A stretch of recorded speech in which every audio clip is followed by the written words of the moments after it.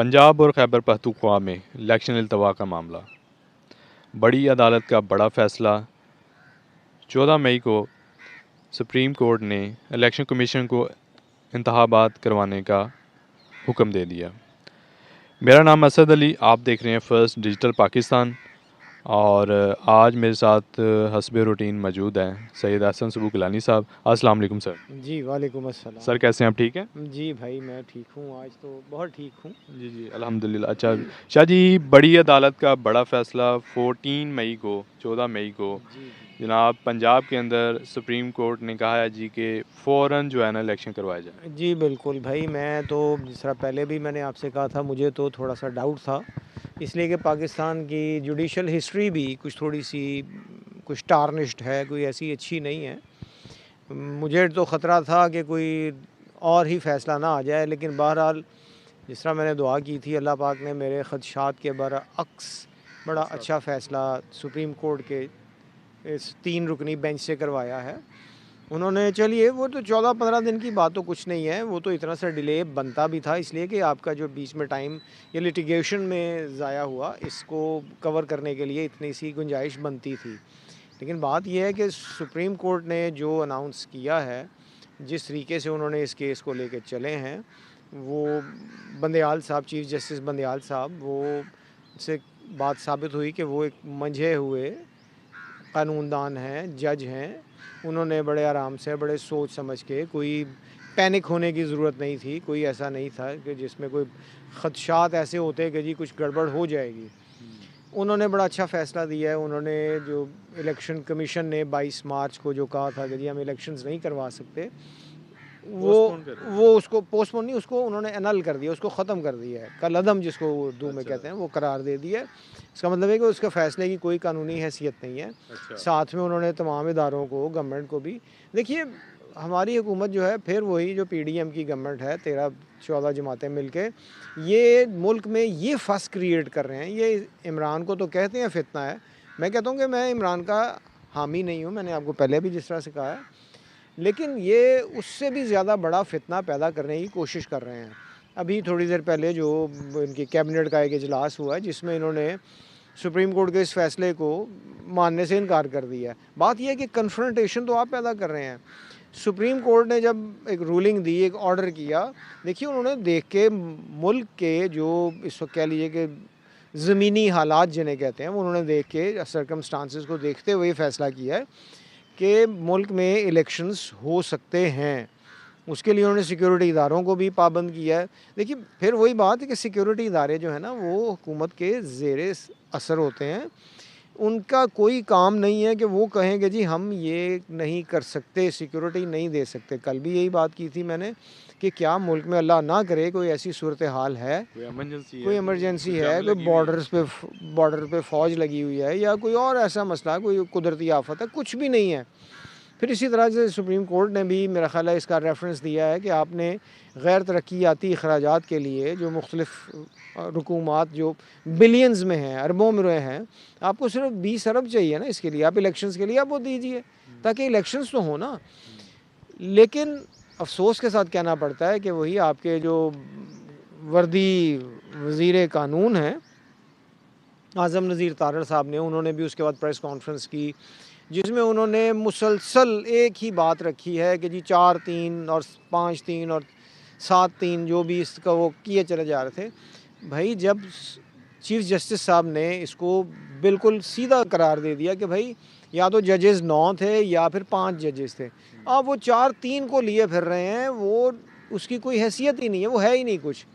आप सिर्फ एक फस क्रिएट करने के लिए ये बात कर रहे हैं। दूसरे फिर उनका जो बयान था कि जी मुझे इस पे बड़ा अफसोस हो रहा है, दुख का इजहार किया, पलड़े बराबर रखें। देखिए बात यह है कि ये प्रेरोगेटिव सुप्रीम कोर्ट का है। सुप्रीम कोर्ट कह लीजिए कि सुप्रीम इदारा है मुल्क का, हाईएस्ट इदारा है। आप लोअर कोर्ट के किसी जज के ऊपर आप एतराज़ कर सकते हैं कि जी मुझे इससे इंसाफ की तवक्को नहीं है, वो बदला जा सकता है। लेकिन ये उसूल सुप्रीम कोर्ट में नहीं है, और सुप्रीम कोर्ट में 3 जजेस हैं, और आप उसी के पीछे लगे हुए हैं जी कि ये 3 जजेस निकाल दीजिए। बात यह है कि फिर आप भी तो वही काम कर रहे हैं ना। आप उनके प्रेरोगेटिव, उनकी इंटेग्रिटी पे, जो जजेस थे उनकी इंटेग्रिटी पे शक कर रहे हैं। ये वही जज हैं जिन्होंने आपका फ़ैसला दिया था जब 9 आप अप्रैल को जी, जब इमरान 2022। खान, हाँ, जब इमरान खान साहब ने असेंबली डिसॉल्व की थी तो उन्होंने वही रात को अदालत लगाई और वो फ़ैसला दिया, तब वो अच्छे थे, अब वो बुरे हैं। अच्छा, ठीक अब है? बुरा कैसे हो गए? हाँ, यही मेरा सवाल है कि जी जब वो उस वक़्त उन्होंने फ़ैसला किया, उस वक़्त आपने माना, अब भी मानिए। और ये फ़ैसला यकीन मानें मुल्क के लिए बहुत, कह लीजिए कि यानी मेरे ख़्याल में तो कोई ऐसी सूरत हाल पैदा नहीं होने देगा जो मुल्क को यानी आइनी बहरान और यानी कोई लड़ाई मारा मारी उससे बचाने के लिए ये बहुत अच्छा स्टेप है। लेकिन गवर्नमेंट इसको मानने को तैयार नहीं है।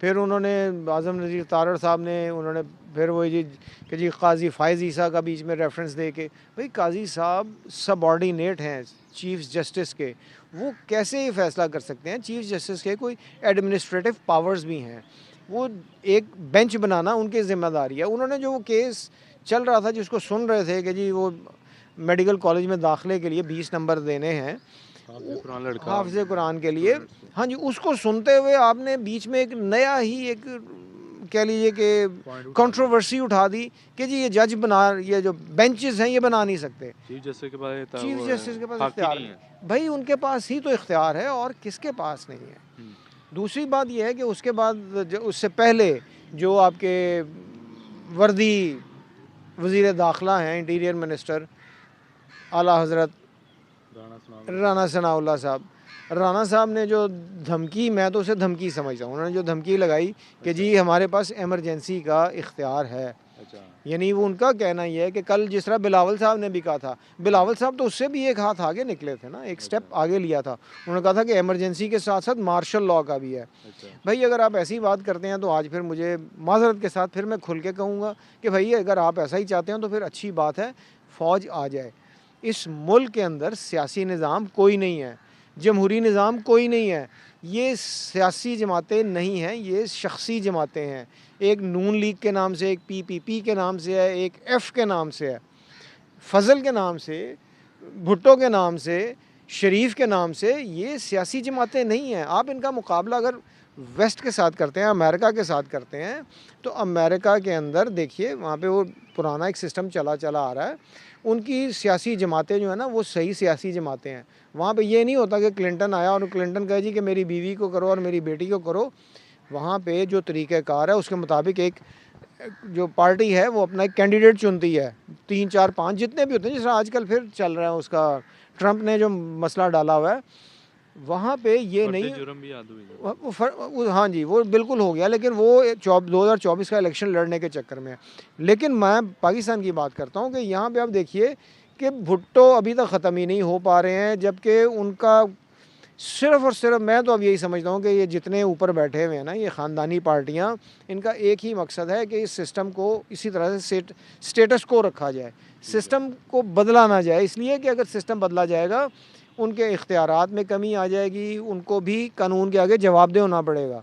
उनको भी वो क्या कहते हैं, उनके जो पर्क्स और बेनिफिट्स ले रहे हैं, वो हुकूमत में आके या हुकूमत में बाहर रहते हुए भी।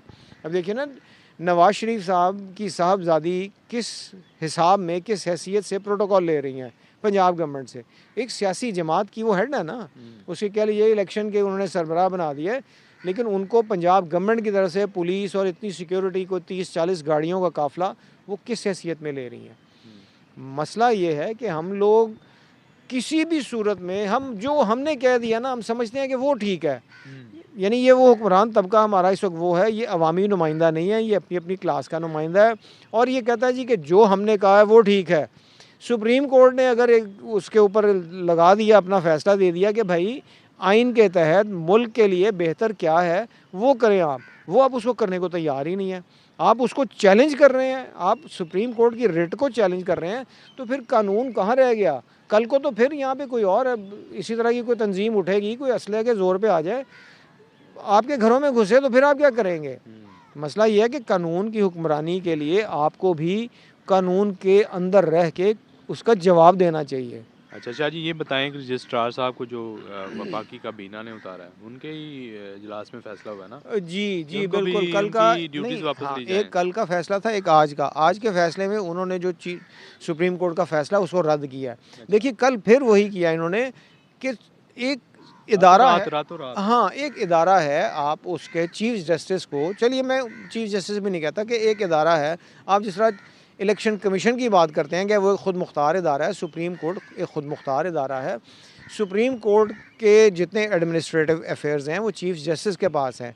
आप इस बात पे कि जी रजिस्ट्रार ने आपकी बात नहीं मानी और उसने वो उनका फ़ैसला जो था वो जस्टिस काजी फ़ाइज़ ईसा साहब का, उसके ख़िलाफ़ काम कर दिया और उसको आप रातों रात छुट्टी करवा रहे हैं, नोटिफिकेशन भी जारी कर रहे हैं। यार आप लोग ख़ुद मुल्क के अंदर लाक़ानूनियत फैला रहे हैं।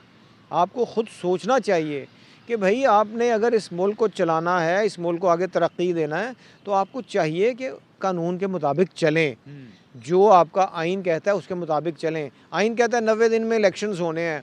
देखिए, मैं इस बहस में पढ़ना ही नहीं चाहता, ना मैं उसके दोबारा बात करूँगा, इसलिए कि ये भी प्रेरोगेटिव चीफ मिनिस्टर के पास नहीं, चीफ मिनिस्टर के पास है। उसने कहा जी कि मुझे असेंबलियाँ तोड़नी है, मुझे एतमाद नहीं है, हालात ठीक नहीं हैं। उसने जब असेंबली तोड़ दी तो आपके पास कोई इख्तियार नहीं है, कोई आइनी ऐसा नहीं है आपने कोई रखा हुआ रिट के जी वो पहले बताएगा कि जी ये वजह मैं असेंबली तोड़ रहा हूँ। जब टूट गई असेंबली आपने उसको तस्लीम कर लिया, आपके वो इलेक्शन कमीशन ने उस पर एक इलेक्शन शेड्यूल भी जारी कर दिया। उसके बाद आपको इतने दिन के बाद आपको ख्याल आ रहा है कि यार मेरे पास तो पैसे नहीं है, फ़ौज ने भी इनकार कर दिया, फ़लाँ ने भी इनकार कर दिया है। ऐसी बातें नहीं करें, ये लाक़ानूनियत फैलाने वाली बात है। ठीक है कि शाह जी क्या इलेक्शन हो जाएंगे, क्या लगता है आपको? आखिरी सवाल। यार यही तो आपने फिर वही दुखती रग पे हाथ रख दिया। जिस तरह कल मैं कह रहा था कि मुझे डॉक्ट्रिन ऑफ नेसेसिटी के हवाले से जब बात करता हूँ तो कांप सा जाता हूँ। अब ये सवाल भी आपका बहुत ज़बरदस्त है।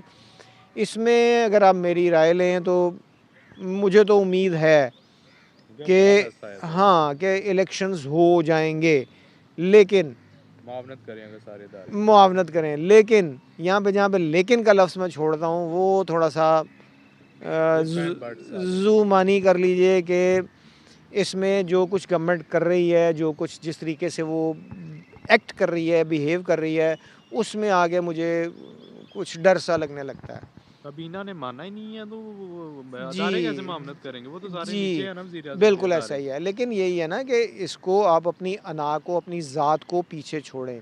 ये जितने लोग इस वक्त हुक्मरान बैठे हुए हैं, ये सिर्फ़ अपनी ज़ात के, अपने कह लीजिए ख़ानदानी मफाद के उसके चक्कर में हैं। इनको मुल्क का मफाद बिल्कुल अज़ीज़ नहीं है। क्या इनको आप आगे वो नज़र तो नहीं आ रहा जैसे किसी इंसान को आगे कोई चीज़ खतरा कुछ नज़र नज़र आ नहीं रहा आ रहा इनके अंदर कोई ऐसी, मैं नहीं समझता कि कोई ऐसी है? रूहानियत, खतरा नज़र आ रहा ऐसी कोई रूहानी क़ुव्वत इनके किसी के अंदर नहीं है, माज़रत के साथ, अच्छा, कि इनको नज़र आता हो कि जी आगे क्या होगा।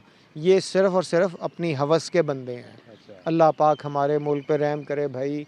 मैं हमेशा यही दुआ करता हूँ कि अल्लाह पाक इस मुल्क के हालात ठीक कर दे। ठीक है, चलें। Thank you very much Shah ji. अस्सलाम ओके वालेकुम भाई, जी। अस्सलाम वालेकुम।